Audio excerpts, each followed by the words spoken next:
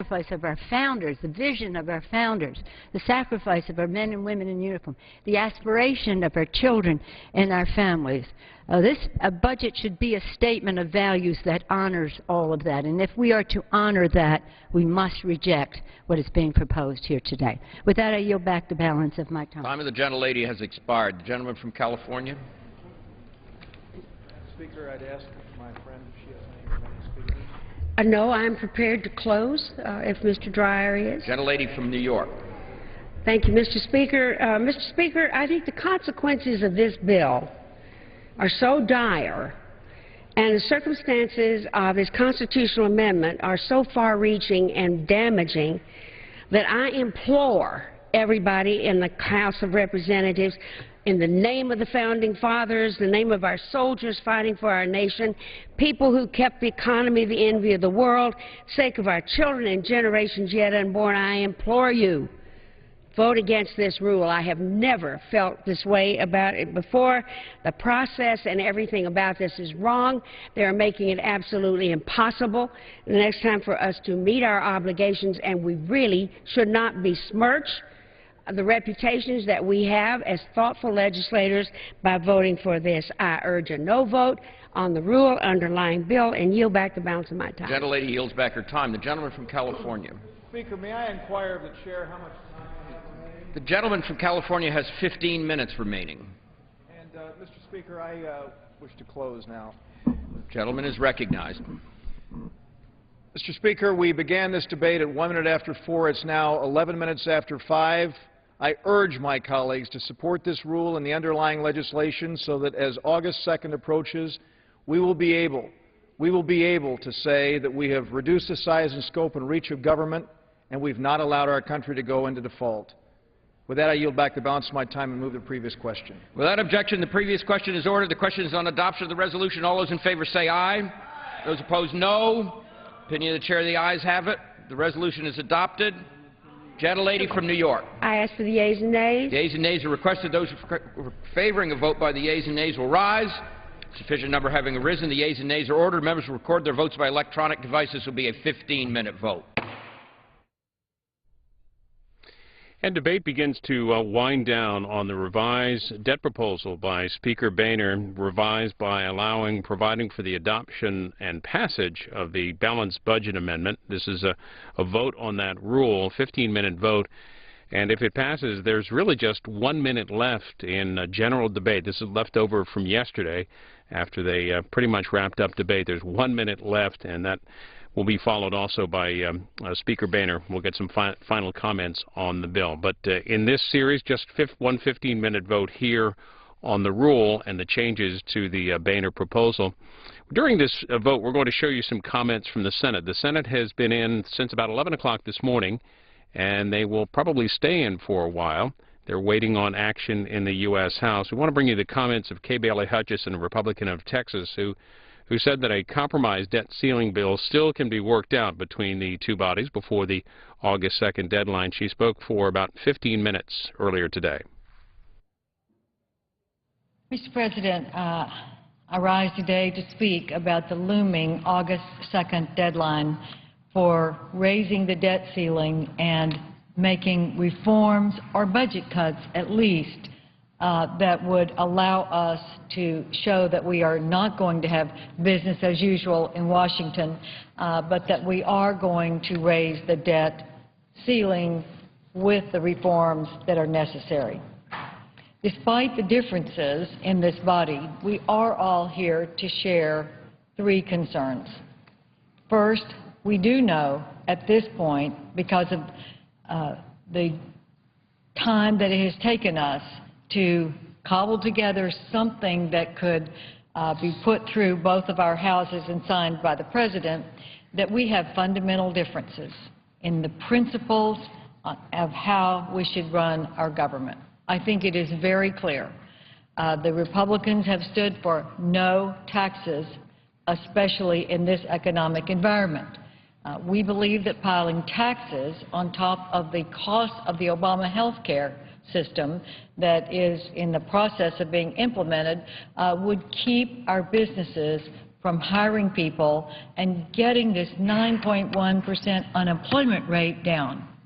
I think we all agree that we need to bring that unemployment rate down, but we have fundamental differences about what's causing it and how we can solve it. Number two, we all agree, I believe, or 95% of us agree, that we cannot default on the debt in our country. I do believe in both houses the vast majority believe that we should not go into default, and the costs of a default are not being considered nearly enough. The costs of a default, of interest rates going up, of having to do back pay, having to correct some of the many issues that we will face by having some of the people who are owed money not paid and having to pay interest and extra interest if we are in default. We cannot allow that to happen. I think we all agree on that. And we are all troubled with the delay in resolving this issue. The delay, I think, has been caused for many reasons. Of course, our fundamental differences are one, but I believe that although members of Congress and leaders in Congress have been talking for a long time, I think the President did not get involved until just 2 weeks or so ago, and has never put forward a real plan and then talked to members of Congress one-on-one about having his plan or some iteration of his plan go forward. Now, the Senate Majority Leader and the House Speaker have put forward plans. I believe that there is a common ground that can be found between these two proposals, but they are not the same. In fact, I think the Republican leader in the Senate has also put forward a plan, and I think we're seeing the different pieces of the plans that have been put forward now starting to come together. I believe the Boehner plan is a good one. I believed in the cut, cap, and balance plan, where you cut spending now to make your down payment, you cap spending every year for the next 10 years at a level that brings down the overall deficit, and you send a balanced budget to the states for ratification. I feel so certain if we could pass a balanced budget from this Congress and send it to the states, it would be ratified, and it would put us on the real course for fiscal responsibility, the course that would assure that Social Security is sound, that Medicare works, and that our children and grandchildren will not inherit a debilitating debt that hurts our economy. So I do believe that cut, cap, and balance was the right way forward. But, Mr. President, Congress is split. We have a majority of Democrats in the Senate and Republicans in the House. Therefore, we're not going to get everything that any one of us believes is right. And certainly we're not going to get the Boehner plan in the Senate. But it is the right approach.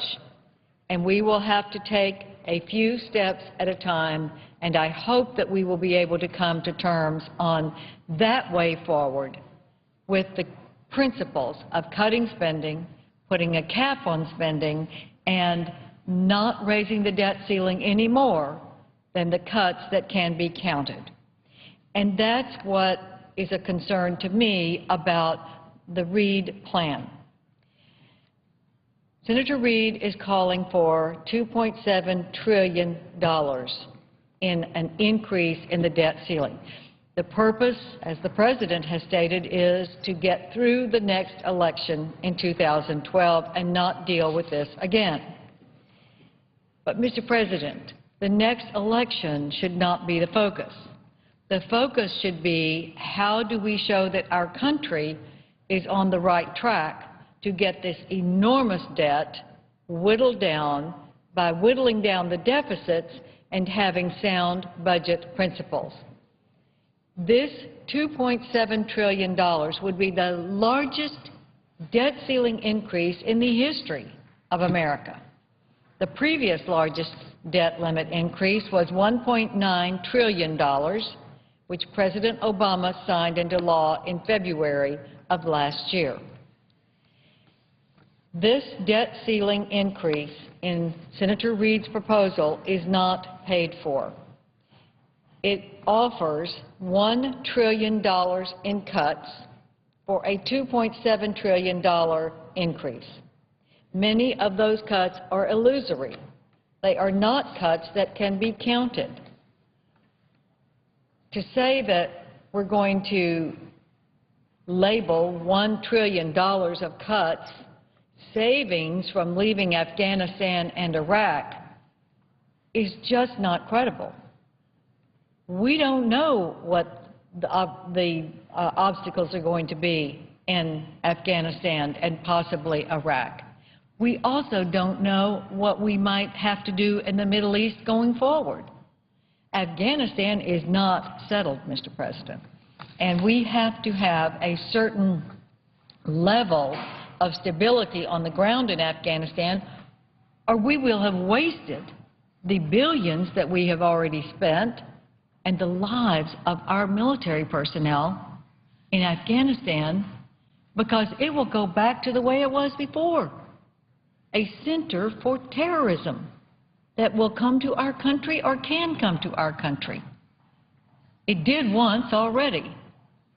And we have been over there to try to wipe out al-Qaeda and the Taliban, which has been in league with al-Qaeda. We have been over there losing American lives and spending American taxpayer dollars to protect our country from another 9/11. To say that we're going to cut $1 trillion in the future over the next 10 years when we aren't placing the emphasis on what are the conditions on the ground is not sound policy, and it's certainly not sound national security policy. So that's illusory.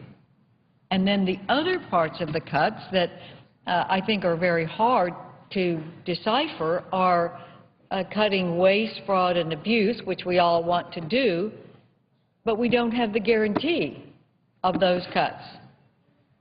So I think it is important for us to look at the cuts and try to make sure that if we're going to raise the debt ceiling, we raise it only the amount of the actual cuts that we can produce. In the Majority Leader's Reid's legislation, there is a joint committee. There is also one in the Boehner bill. But in the Majority Leader's legislation, the committee has to report, but its product doesn't have to be passed and enacted before the debt ceiling is lifted. Now, that's the real problem in Senator Reid's proposal. The bill would lose its expedited status, and the Joint Committee would dissolve on January the 13th of 2012 under Senator Reid's proposal, and then we would still have the lifting of the debt ceiling that has already been enacted. That is not the way to go forward. The Joint Committee proposed in the Boehner plan is forced to produce savings, and the forcing mechanism in this case is the fact that the debt limit can't be increased unless the cuts are enacted. So you will keep the governor on the debt increase by assuring that there have to be cuts in spending dollar for dollar. And third, there's no balanced budget amendment included in the Reid proposal, and in fact there's no requirement that we even vote on a balanced budget amendment. Now, I know that it would be very difficult to pass a balanced budget amendment right now out of Congress, but I do believe it is the best thing we could do for the long-term security of our country. So I would hope that as we come together, because we know the reality here, the Reid bill is not going to pass the House, and the Boehner bill is not going to pass the Senate exactly. So we've got to come together with a plan. Maybe it's a short-term plan that just has a dollar-for-dollar cut along with the raising of the debt ceiling. Or maybe we can get more after we dispatch with the two bills that are now before the Congress and try to put something together that has the best parts of both. I could not support the Reid plan as it is today, and I do support the Boehner plan, but I also know that neither of them is going to pass the other House. So I think it is incumbent on us to now go forward and let's quickly start doing the work that could produce results, and that is to try to get the best of both of these before the August 2nd deadline. And I think we've got to be open to what can work that stay within the principles of no tax increases and no debt ceiling increase without the same amount of dollars at least to be cut from spending, with real cuts that can be assured. I think the American public is looking not for promises, but for the assurance in the law that we will not be able to raise the debt ceiling without some cutting of spending and reforms that would equal the amount that the debt ceiling is increased. We can go forward, Mr. President, with those principles, which I think both sides would agree to at this final few hours that we have before that debt ceiling is reached. But it is time to vote on these bills and then get down to the real work of determining what is the best in both that we can pass in both houses. Thank you, Mr. President, and I yield the floor.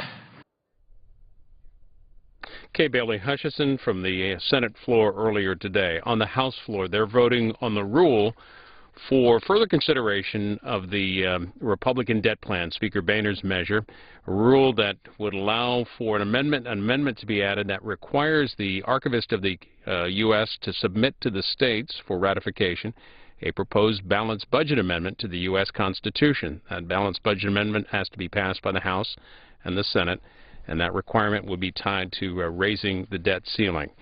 This is a 15-minute vote, and final passage still ahead. We spoke earlier this afternoon to a Capitol Hill reporter about yesterday's wrap-up, where they headed today, and where the debate may be headed over the weekend. Well, after a full afternoon of debate yesterday on John Boehner's plan to raise the federal debt ceiling, reduce the debt and deficit, the House is back at it again today, debating or about to debate the revised version of Speaker Boehner's plan. Covering all of this up on Capitol Hill is John Shaw with Market News International. So between yesterday, last night, and today, how was the Boehner proposal changed? Well, he did a lot of lobbying, a lot of arm twisting, but in the end it was a decision to make a fairly significant change that has probably brought along enough Republican votes to pass it. And that change is to add the requirement that before a second installment of the debt ceiling is lifted early next year, that the House and Senate vote on and actually approve a constitutional amendment requiring a balanced budget. This would require two-thirds majorities in the House and Senate to pass. So this is throughout this debate there had been some thought that maybe the final package would require that the House and Senate vote on a balanced budget amendment. That's something that Democrats don't love but probably could live with. But the notion that the debt ceiling would not be increased unless the House and Senate actually approved it is a really substantial change in the legislation, and it's enough of a change that it has brought along a number of conservative Republicans who had been holding back their vote. Well, why is the balanced budget amendment itself important to those conservative members in the House?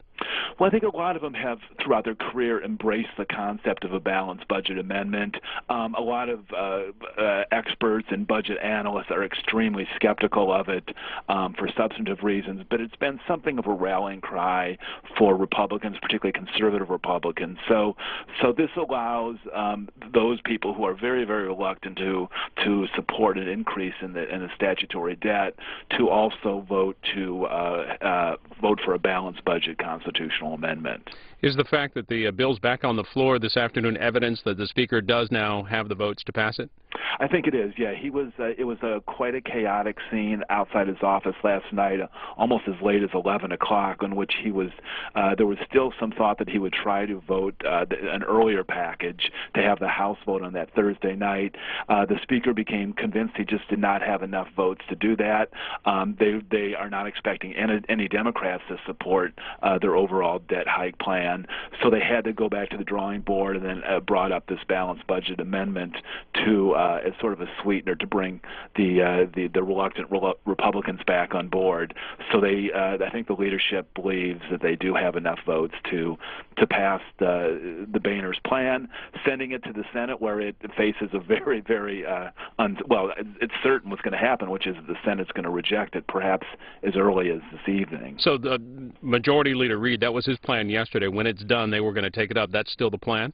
That's still the plan. I think what he'd like to do is, as soon as the Boehner plan is sent over from the House to the Senate, to bring it up, have the Senate table it, and then life becomes interesting, because all along I think the scenario has been that once the House had sent their budget plan to the Senate, that after it was defeated by the Senate, the real negotiations would begin. Senate Minority Leader Mitch McConnell has sort of signaled that he's eager to enter into these negotiations with Reid, but it would have been unseemly for him to begin negotiating while the Boehner bill is still alive. So he's been saying publicly that he's a strong supporter of the Boehner bill and hopes the Senate passes it, but McConnell knows that the Senate is going to defeat it, and after the Senate defeats it, I think that's when the intense negotiations are going to begin, probably extending throughout the weekend and including at least at some level the White House. Well, what are we to make of the news? And I think this may have David Dreyer may have revealed this in the House Rules Committee, that that David Dreyer has introduced a bill that is basically the same version as Harry Reid's bill. Why would he do that?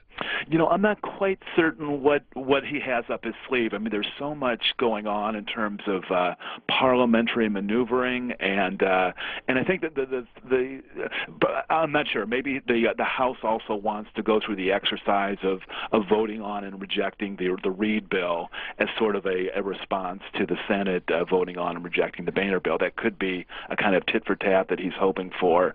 So I'm not exactly sure what Dreyer has up his sleeve on that one. Well, lastly, the President spoke this morning. Any change of his view on the plans being debated on Capitol Hill?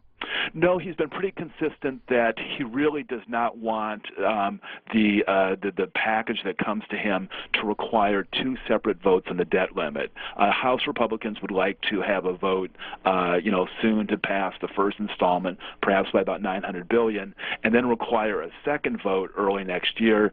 The president has said that that just the chaos that has enveloped this particular vote for the last number of weeks would be replicated early next year, and he said that's no way to run a government. So he's adamant that not be a part. But he's also said that he thinks that the Boehner plan and the Reid plan have a lot of similar features, and that a compromise can be cobbled together in the coming days. A very thorough update. John Shaw with Market News International. We thank you for taking the time with us. Thank you. Our conversation with John Shaw from earlier this afternoon. This is the rule vote on the Boehner debt measure, which ties a raise of the debt ceiling to an adoption by the House and Senate of a balanced budget amendment. They're wrapping up a 15-minute vote. Final passage vote not too far ahead. Sometime around 6:15 Eastern is when we expect. And by the way, if that bill, the Boehner proposal, is passed and heads to the Senate, Senate Majority Leader Reid has said earlier today that the Senate would vote to table that or discard it immediately. And if that happens, then they are likely to move on to Senator Reid's version of the bill, which would lift the debt ceiling through the end of 2012 and will also cut to $2.2 billion in spending. You can read both of those proposals, the Reid proposal and the Boehner proposal, the Congressional Budget Office analysis of both of those bills, on our website and featured links at cspan.org, and also the revision of the Boehner plan as well.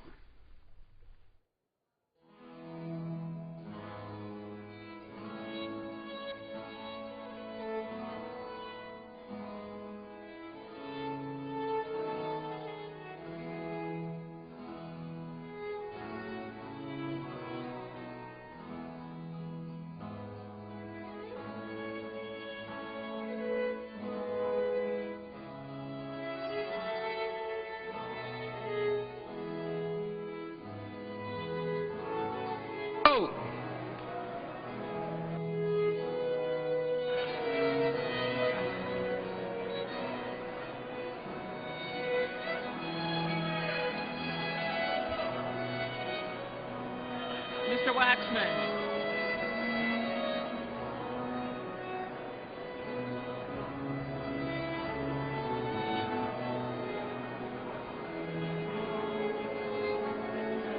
Mr. Waxman votes no.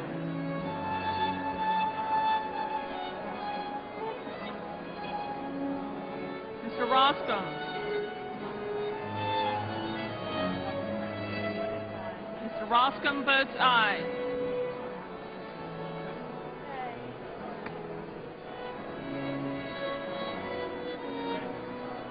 On this vote, the yeas are 239, the yeas are 187. The resolution is adopted, and without objection, the motion to reconsider is laid upon the table.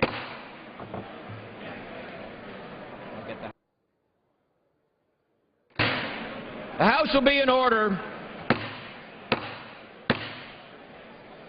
Members, please take their seats.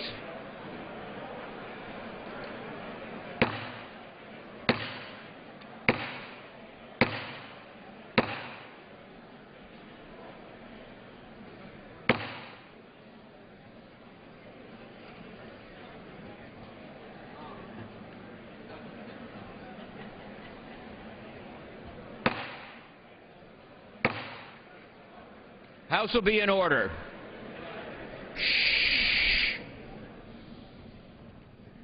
Pursuant to Clause 1C of Rule 19, proceedings will now resume on S-627, which the clerk will report by title. Senate 627, an act to establish the Commission on Freedom of Information Act processing delays. When proceedings were postponed on Thursday, July 28, 2011, the gentleman from Wisconsin, Mr. Ryan, had 1 minute of debate remaining on the bill.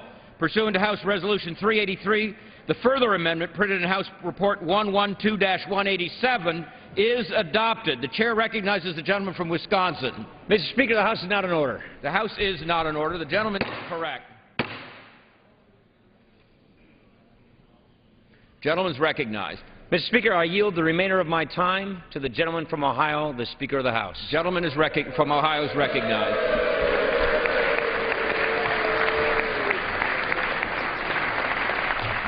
My colleagues, I'd like to cut through all the fog here rather quickly.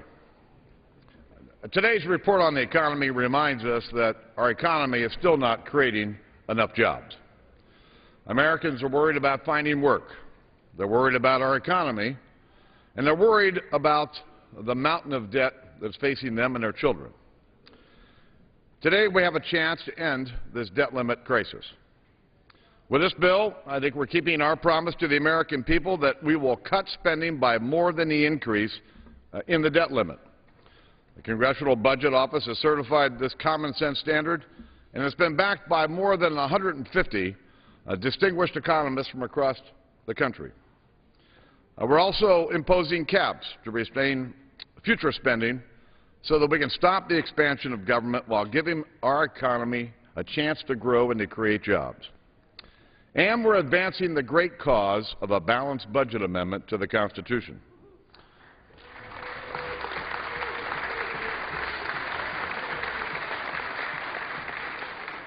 What this bill now says is that before the President can request an additional increase in the debt limit, two things have to happen.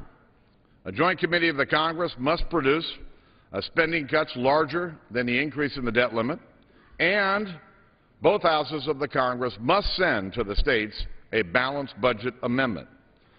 Listen, a balanced budget amendment, it's time for this to happen.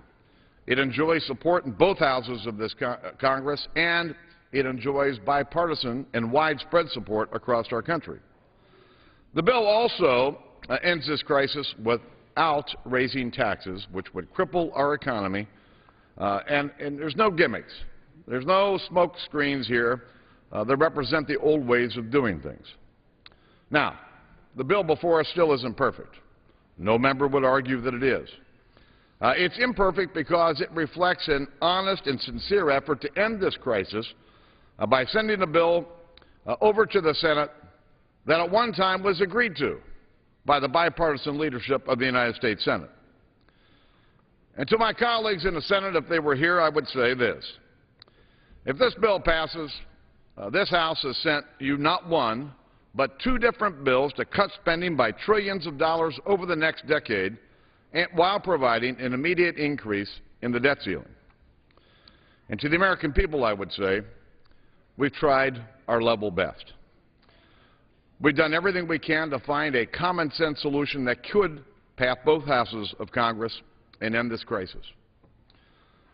We've tried to do the right thing by our country, but some people continue to say no.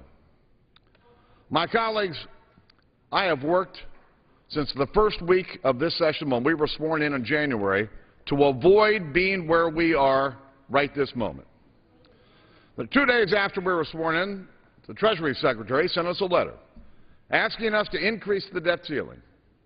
I immediately responded by saying we would not increase the debt ceiling without serious cuts in spending and serious reforms to the way we spend the people's money.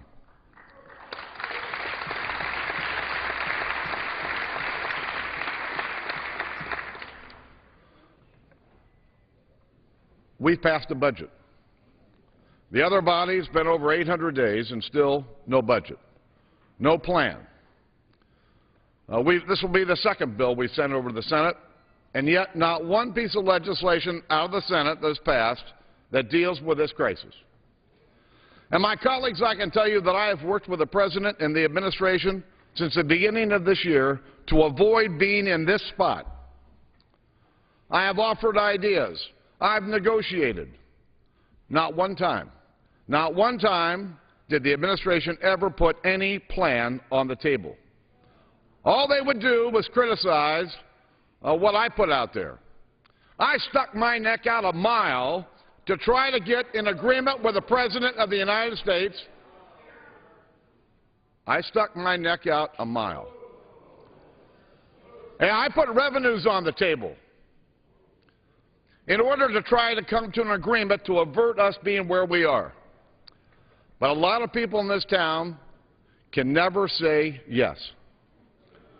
A lot of people can never say yes. This House has acted. And it is time for the administration and time for our colleagues across the aisle, put something on the table. Tell us where you are.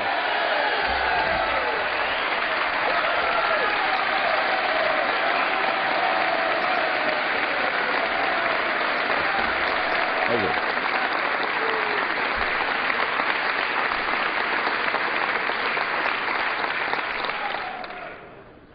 And yes, people can be critical of what we've done, but where are the other ideas? At this point in time, the House is going to act, and we're going to act again. But it is time for our colleagues across the aisle to tell us what they're for. Tell us how we can end this crisis. You know, Ronald Reagan has been quoted throughout this debate over the last few weeks. And Ronald Reagan would probably be flattered, I'm sure, if he were here. But Ronald Reagan on his desk had a little placard, and that little placard was real simple. It said, "It can be done." I have a replica of that placard on my desk. And let me tell you, members of this House, it can be done. It must be done, and it will be done if we have the courage to do the right thing. So for the sake of our economy, for the sake of our future, I'm going to ask each of you, as representatives of the people of the United States, to support this bill, to support this process, and end this crisis now.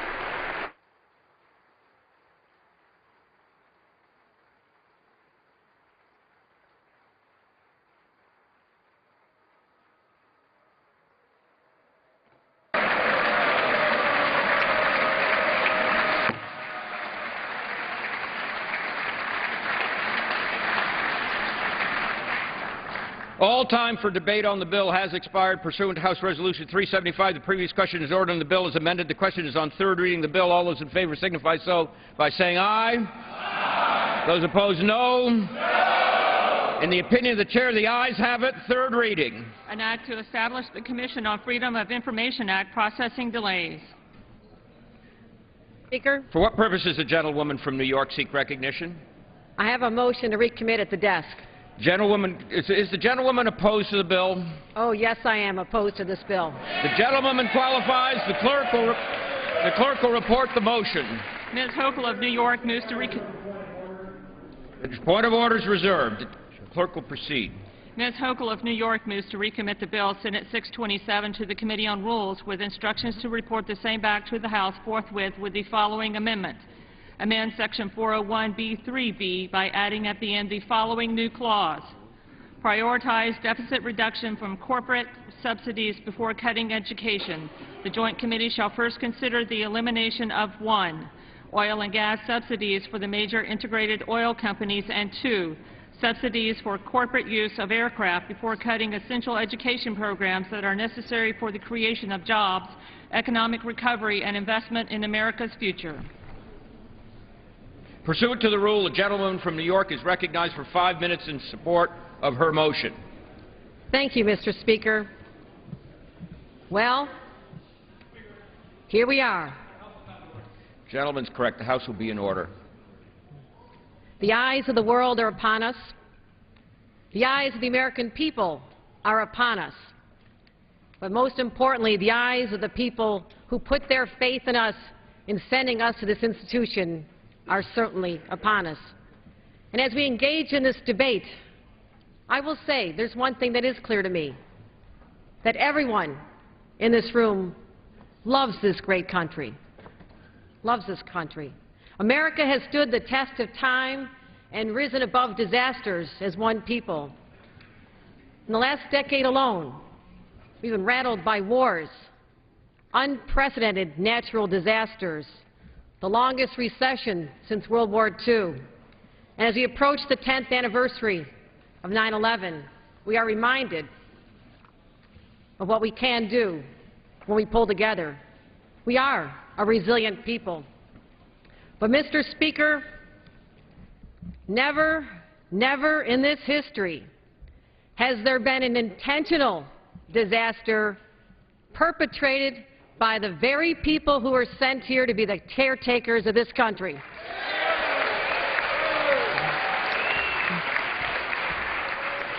And that is exactly what will happen if we refuse to take action, prevent default, and pay our nation's bills now, not 6 months down the road. I understand that a spirited debate in defense of one's viewpoints, certainly. But when I look down at the copy of the Constitution that I keep on my desk, I thank God that our founding fathers had it in their hearts to give and take, and yes, compromise for what is in the best interests of this country. I can't go back to the Hillview restaurant on Transit Road in Lancaster and look into the eyes of my early birder seniors and tell them that we didn't get this job done, that we decided to continue this game of political chicken, to dangle default cruelly over the heads of our citizens and our businesses and our economy, and hold it hostage while we, as you've heard so many times, kick this can just down the road again. Mr. Speaker, am I really supposed to tell the greatest generation that when they passed us the torch, we dropped it? Because we couldn't compromise. And that is why my amendment is a simple statement of America's priorities. It says before we cut our education for our children, that we first must cut subsidies to big oil and corporate jets.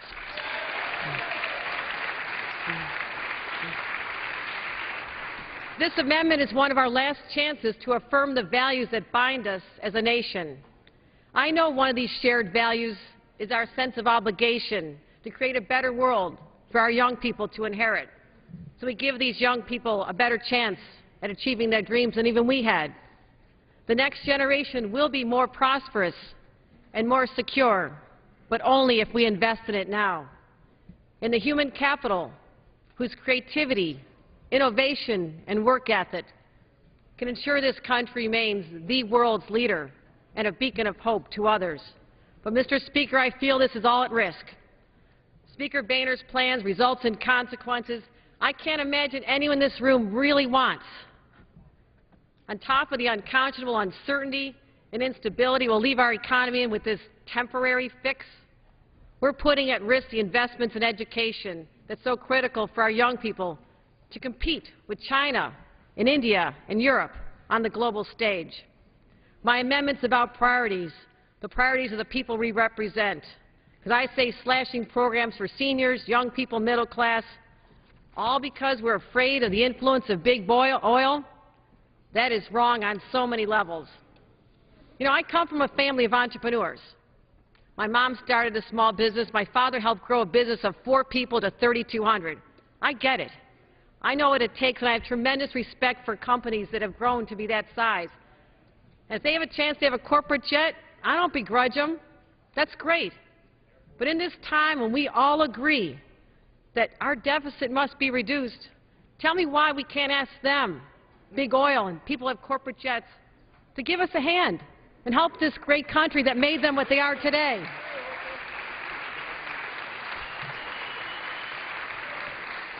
You know, little Siemens hardware store in Genesee County, run by generations of the Siemens family, how is it they pay more in taxes than the big companies that are shipping jobs overseas? I can't explain this to the Siemens family. I don't know about you, but I cannot do that. And you know what? My constituents are hurting in upstate New York. Some of them, at a time of huge corporate profits, can barely afford to fill the gas tank to go to their minimum wage job at the dollar store. There is one value we share, and that's fairness. It is fundamentally unfair. Time of the gentlelady has expired. I will finish very briefly. Time of the gentlelady has expired. What? Gentleman from California. I just want to simply say I do want to reach out our hands. Time of the gentleman from California. Wish to claim time in opposition to the motion to recommit.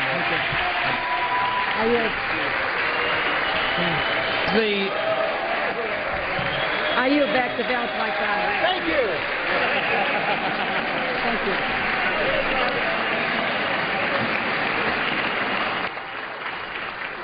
The gentleman from California withdraws reservation. Thank you very much. I haven't even spoken yet, and I appreciate the applause of my colleagues on the other side.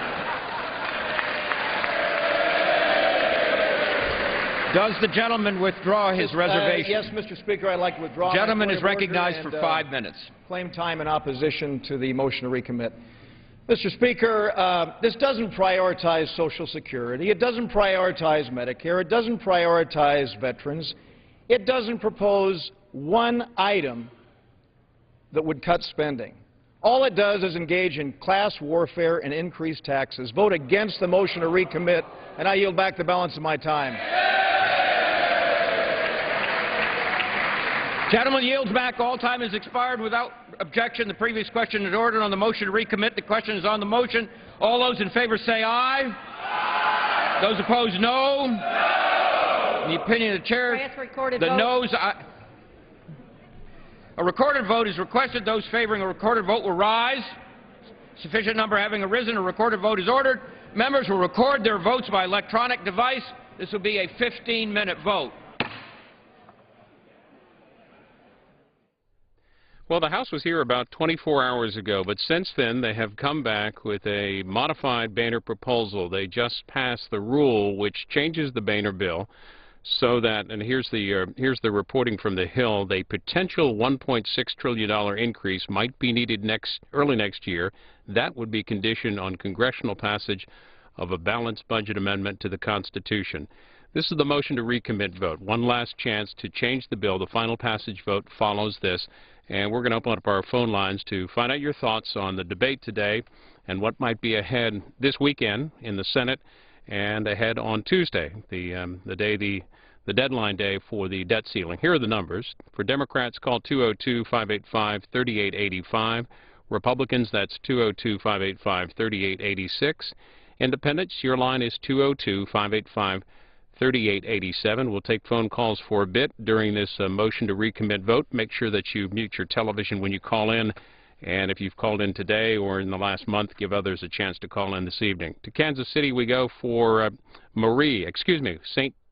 Louis, California, and Janice on our Republican line. Hi there. Hi.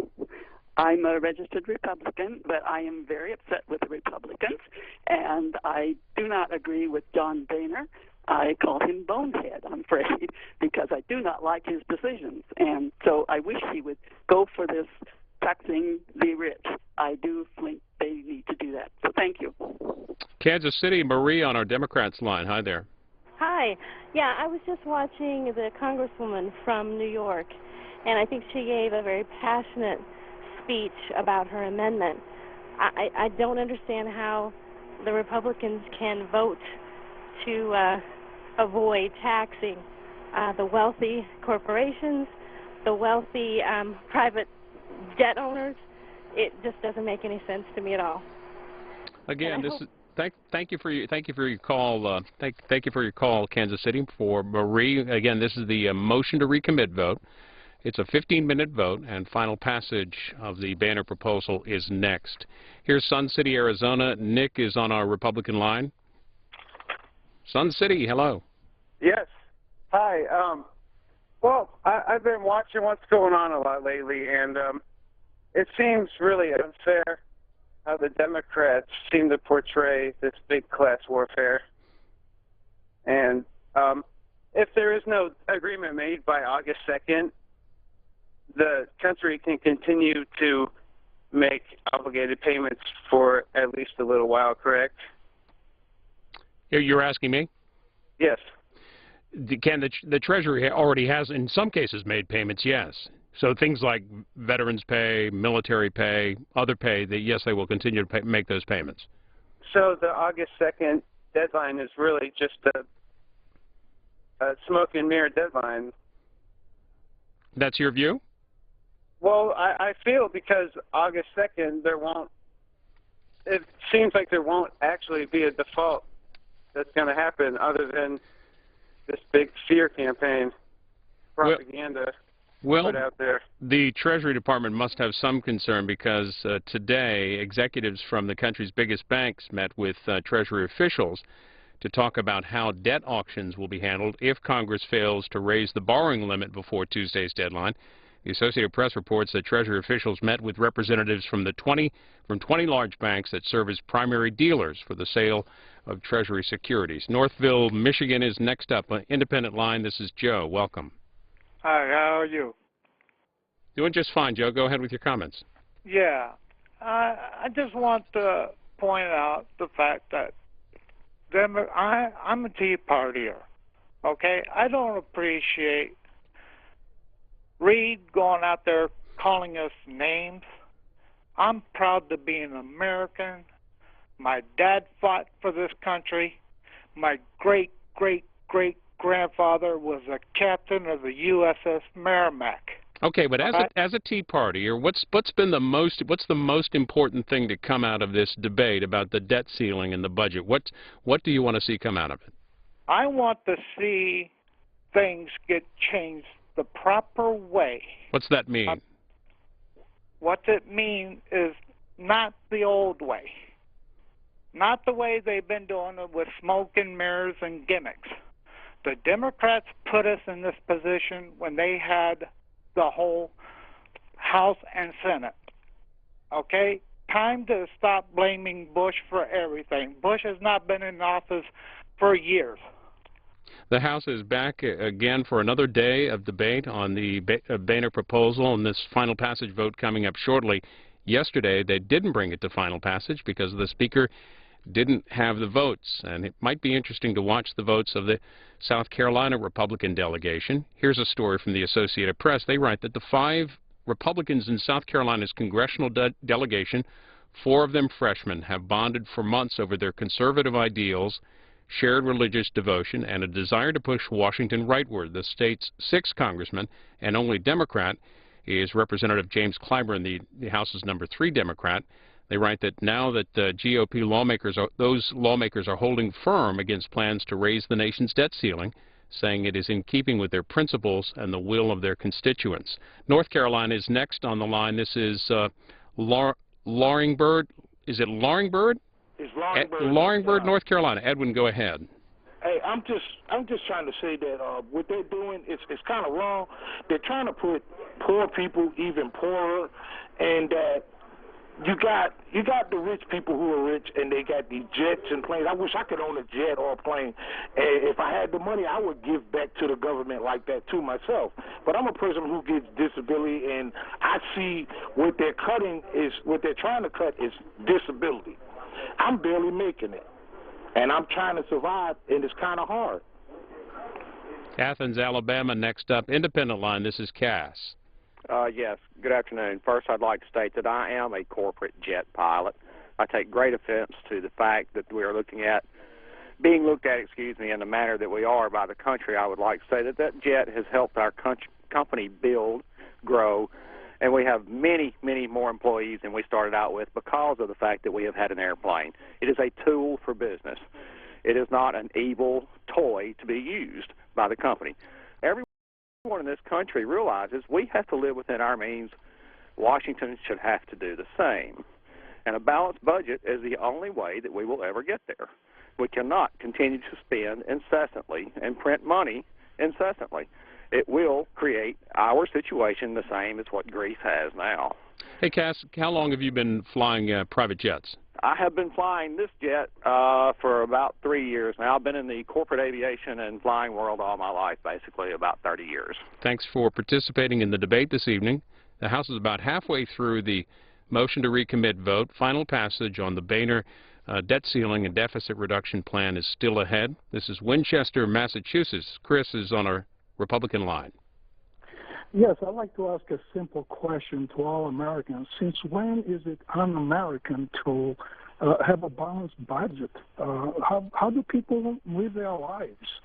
Why is it so difficult to accept a balanced budget?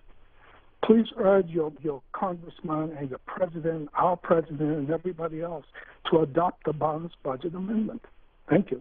If you can't get through on the phone, the conversation is going online as well. Our live stream is up at facebook.com/cspan, and lots of folks weighing in. You can weigh in, comment, and watch at the same time. Here is Round Lake, Illinois, and Ray on our Democrats line. Hello. My wife and I are both on Social Security. I paid into the system for over 50 years. I paid for Medicare ever since it was initiated, and I've been listening to C-SPAN ever since you had the Nixon impeachment hearings. So I'm quite a fan of yours. Do you mean the Clinton impeachment hearings? No, all the way back to the Nixon. Well, we only can go back to '79, but there wasn't there C-SPAN then? Well, I saw it on. We re-aired on our history program a lot of the video from that. You're right. Yes. Okay, but the point I'm making is the only way I see it, where I'm going to get a Social Security check, the way the Congress is going, I've been watching it every day, is by invoking the 14th Amendment, which I sure hope Obama does. So basically, that's what I have to say. Thanks, Ray. Here's Houston, Texas, and Richard, Independent line. Yes, sir. I think that I feel that the Republicans have not compromised enough. I think the whole issue of them saying, well, them raising the debt limit is their compromise, but that's going to have to happen regardless. This president has put every big issue that most Democrats stand for, all the big entitlement programs, and has offered him huge cuts, which angers many people in his party. But he's offered that compromise. He has put these very important issues on the table, and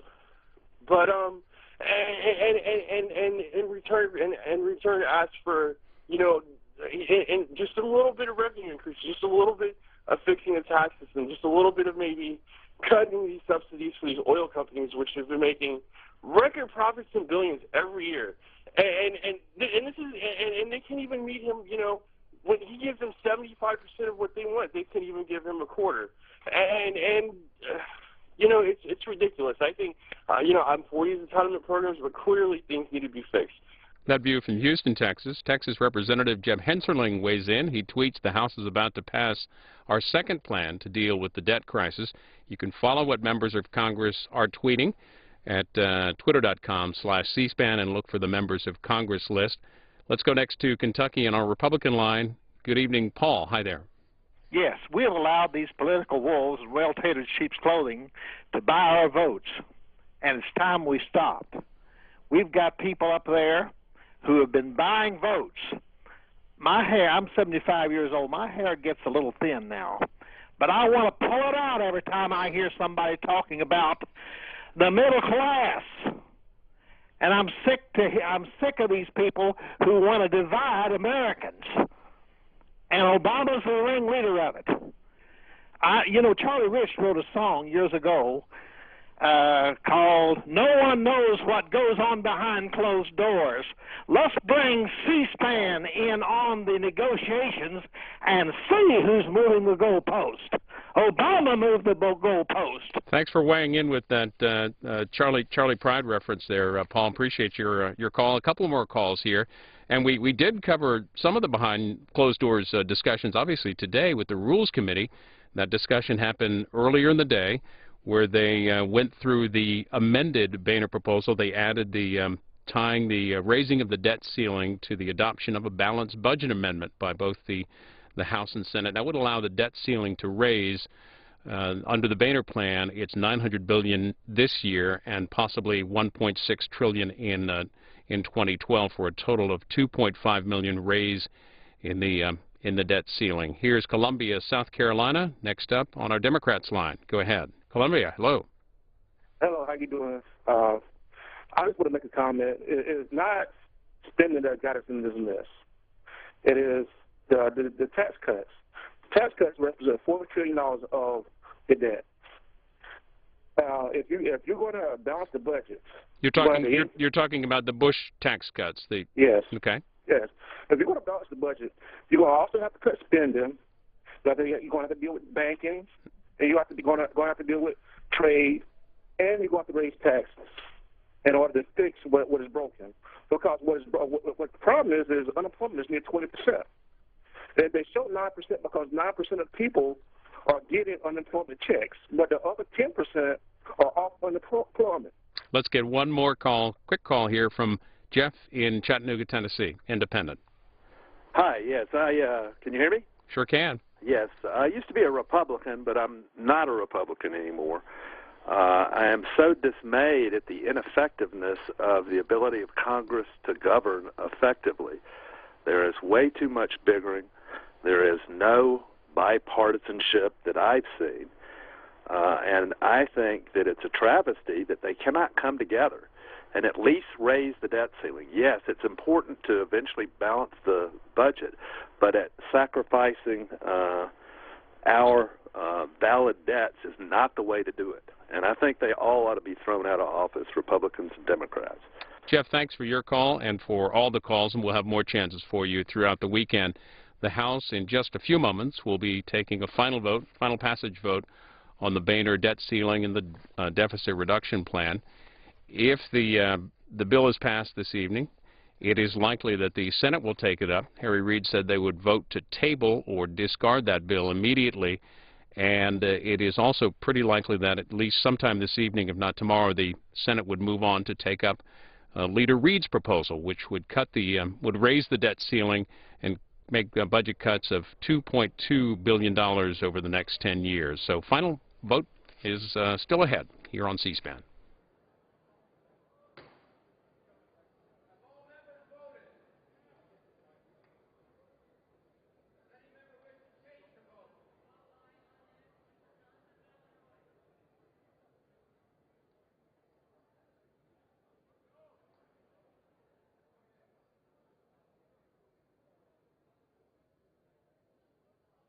The yeas are 183. The nays are 244. The motion is not adopted. The question is on passage of the bill.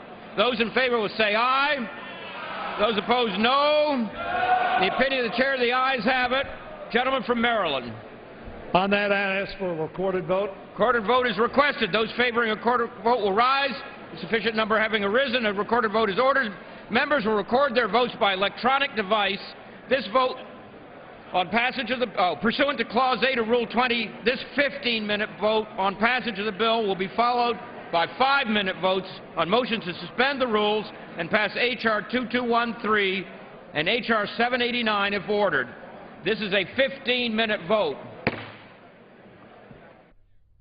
This is the final passage vote on S-627, Speaker Boehner's revised proposal on the debt ceiling and deficit reduction.